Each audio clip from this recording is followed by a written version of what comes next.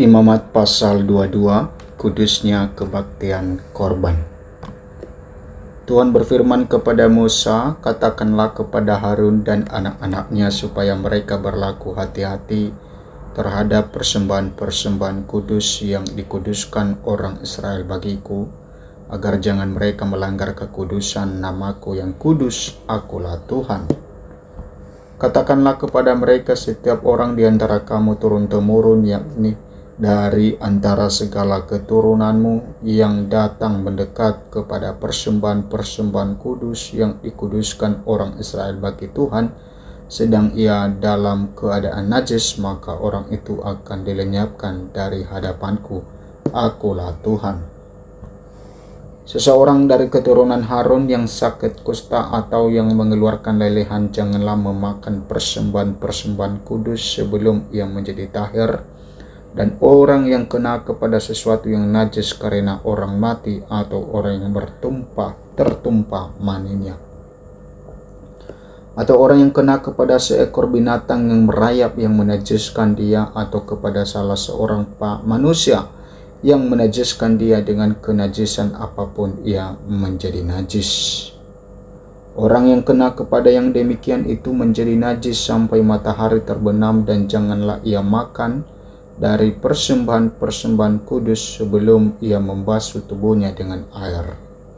Sesudah matahari terbenam barulah ia menjadi tahir, dan sesudah itu bolehlah ia makan dari persembahan-persembahan kudus itu, karena itulah yang menjadi makanannya.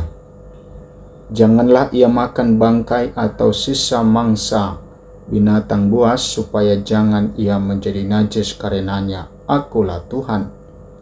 Dan mereka harus tetap berpegang pada kewajibannya terhadap aku, supaya dalam hal itu jangan mereka mendatangkan dosa kepada dirinya dan mati oleh karenanya, karena mereka telah melanggar kekudusan kewajiban itu.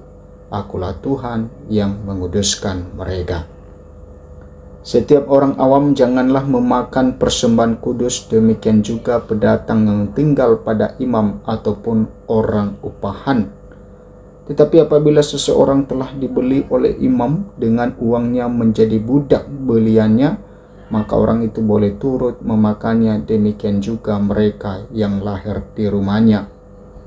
Apabila anak perempuan imam bersuamikan orang awam, janganlah ia makan persembahan khusus dari persembahan-persembahan kudus.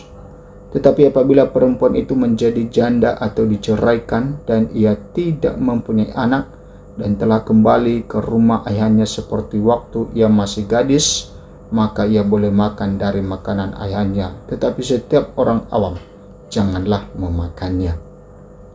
Apabila seseorang dengan tidak sengaja memakan persembahan kudus, ia harus memberi gantinya kepada imam dengan menambah seperlima. Janganlah para imam melanggar kekudusan persembahan-persembahan kudus orang Israel yang telah dikhususkan bagi Tuhan, karena dengan demikian mereka mendatangkan kepada orang Israel kesalahan yang harus ditebus apabila mereka memakan persembahan-persembahan kudus mereka, sebab akulah Tuhan yang menguduskan mereka. Tuhan berfirman kepada Musa, berbicaralah kepada Harun serta anak-anaknya dan kepada semua orang Israel, dan katakan kepada mereka, siapapun dari umat Israel dan dari orang asing di antara orang Israel yang mempersembahkan persembahannya, baik berupa sesuatu persembahan nazar maupun berupa sesuatu persembahan sukarela yang hendak dipersembahkan mereka kepada Tuhan sebagai korban bakaran, maka supaya Tuhan berkenan akan kamu, haruslah persembahan itu tidak bercela dari lembu jantan, domba atau kambing. Segala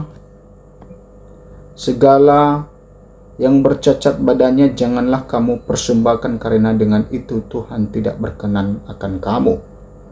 Juga apabila seseorang mempersembahkan kepada Tuhan korban keselamatan sebagai pembayar nazar khusus atau sebagai korban sukarela dari lembu atau kambing domba, maka korban itu haruslah yang tidak bercela, supaya Tuhan berkenan akan dia, janganlah badannya bercacat sedikit pun. Binatang yang buta atau yang patah tulang, yang luka atau yang berbisul, yang berkedal atau yang berkurap, semuanya itu janganlah kamu persembahkan kepada Tuhan. Dan binatang yang demikian janganlah kamu taruh sebagai korban api-apian bagi Tuhan ke atas mezbah. Tetapi seekor lembu atau domba yang terlalu panjang atau terlalu pendek anggotanya bolehlah kau persembahkan sebagai korban sukarela, tetapi sebagai korban nazar Tuhan tidak akan berkenan akan binatang itu. Tetapi binatang yang buah pelirnya terjepit, ditumbuk, direnggut, atau dikerat, janganlah kamu persembahkan kepada Tuhan. Janganlah kamu berbuat demikian di negerimu. Juga dari tangan orang asing, janganlah kamu persembahkan sesuatu dari semuanya itu sebagai santapan Allahmu, karena semuanya itu telah rusak dan bercacat badannya. Tuhan tidak akan berkenan dan akan kamu karena persembahan-persembahan itu. Tuhan berfirman kepada Musa, apabila seekor anak lembu atau anak domba atau anak kambing dilahirkan, maka haruslah itu tinggal 7 hari lamanya dengan induknya, tetapi sejak hari ke-8 dan seterusnya Tuhan berkenan akan binatang itu kalau dipersembahkan berupa korban api-apian baginya. Seekor lembu atau kambing atau domba janganlah kamu sembelih bersama dengan anaknya pada suatu hari juga.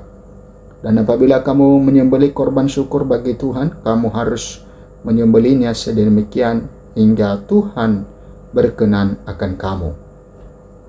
Pada hari itu juga korban itu harus dimakan, janganlah kamu tinggalkan apa-apa daripadanya sampai pagi. Akulah Tuhan. Dengan demikian, kamu harus berpegang pada perintahku dan melakukannya. Akulah Tuhan. Janganlah melanggar kekudusan namaku yang kudus, supaya aku dikuduskan di tengah-tengah orang Israel, sebab akulah Tuhan yang menguduskan kamu, yang membawa kamu keluar dari tanah Mesir, supaya aku menjadi Allahmu. Akulah Tuhan.